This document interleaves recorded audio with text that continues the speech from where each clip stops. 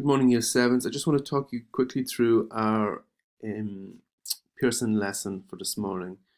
The first part of it is talking about specialist language and jargon. Okay, so when people speak or write about their professions or area of interest, they tend to use specialist language used with that topic. So think about the likes of doctors when they're speaking about very specific things in medical terms. It's language you wouldn't really know unless you were a doctor yourself. Okay, so it's called jargon, this stuff.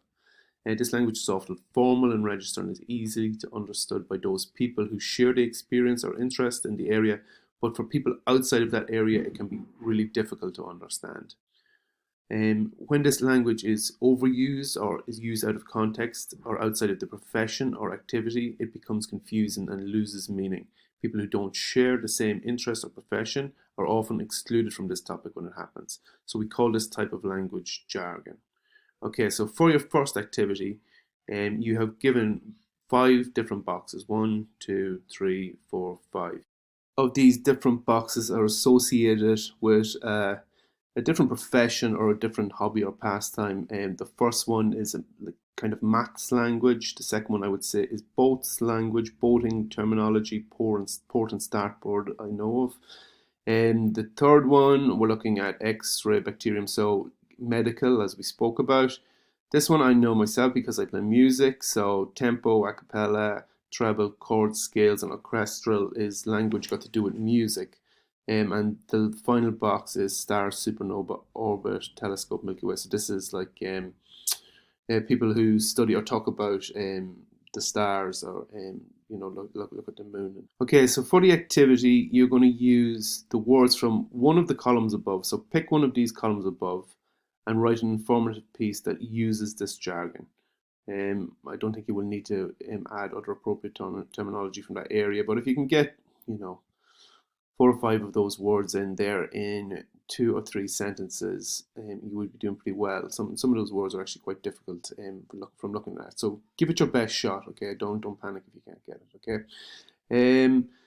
Number 3, the following sentences contain one or more jargon from different fields. For each sentence, underline the jargon words or phrases in the sentence. So you've got A, B, C, D. Just go through those and pick out the different jargon sentences. You've got a word search with some jargon words in here. If you can't print this page out, you don't have your workbook at home. You don't have to write it out, okay?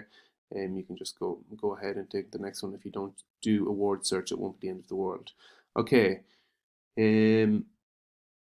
Number 5, in your notebook, write and draw an advertisement for a new product that uses as much jargon as you think. And this is why we're doing this. Jargon is really useful for an advertising unit because advertisers use specific type of words. If you think of people that advertise toothpaste and things and not like the medical things, that the terms that they use sometimes, like I do think of like shampoo and things like that now with added and some kind of funny word that they throw in to make it sound really fancy. Okay, again, you're going to be doing that.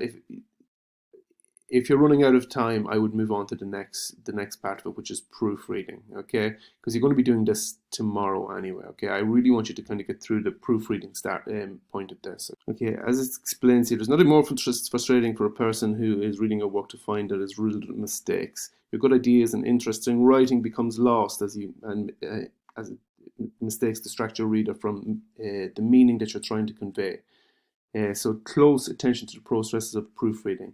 So as you know, we work through a process of planning, drafting. You give something back to me, I give you feedback, and then you complete a copy. This is where you should be doing your proofreading. Definitely a couple of times before you hand it in, okay? So down here, we've got some symbols and margins that tell you, so the first one, SP with a circle around it, means check your spelling, okay? This one, symbol and margin, CAP with a circle around it, use capital letters. And this one here, it just shows you that Australia should have a capital letter. If you go down to the activity, it says your teacher has returned the following piece of writing to explain why they have used the following symbols, okay? So you go down here to, we'll say to the second line. I was glad that I am wearing my spacesuit, and if you look over, there's a circle around I am, and you've got the T here. So you would look back up here. What does T? T says check your tenses. Okay, so you need to check your tenses. I was glad that I am. Oh, I am glad that I was wearing my spacesuit. Okay, so that changes that up. Okay, so go through that and find out what all of these things are asking of you. Number two asks you to do the opposite, asks you to go in and use the symbols on this piece of writing here. So it's kind of the opposite of what this is doing here. You're going to be using these symbols to pick out the different terms that are wrong. So this first one here, if there, we have there spelled wrong. So you would have to go back up here and use an SP sign on the side of it and do a circle around it, okay? And number three, just basically ask you to rewrite this as a polished copy of your writing, okay? A little bit of work in that today. You guys did really well with the Pearson stuff last week and seemed to really get through it, okay? So good luck with that. If you have any questions, please give me a shout. Thanks.